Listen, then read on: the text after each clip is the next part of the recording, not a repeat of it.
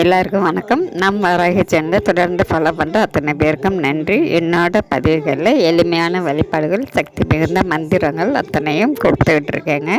தொடர்ந்து என்னோடய சேனலை ஃபாலோ பண்ணுங்கள்.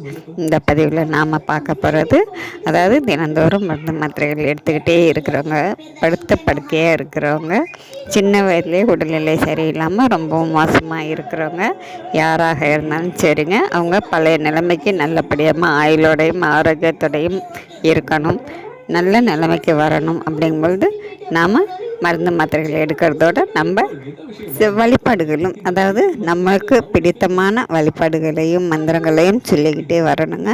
அந்த வகையில் பார்த்திங்கன்னா ஆயிலை தரக்கூடியது, ஆரோக்கியத்தை தரக்கூடியது, உடல்நிலையை சரியாக்கக்கூடியது சிவ மந்திரம். இந்த மந்திரத்தை நீங்கள் சொல்லிக்கிட்டே வரணுங்க.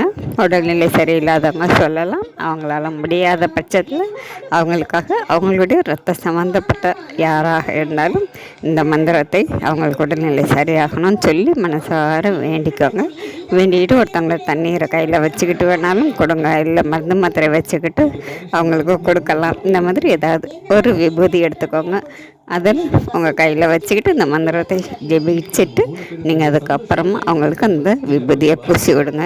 இந்த மாதிரி நம்ம முழு நம்பிக்கையோடு இந்த மந்திரத்தை சொல்லிக்கிட்டே வரும்போது கண்டிப்பாங்க அவங்க எந்த நிலைமையில் இருந்தாலும் சரிங்க, மருத்துவரே உங்களை கைவிட்டிருந்தால் கூட கண்டிப்பாக இந்த மந்திரம் உங்களை கைவிடாது.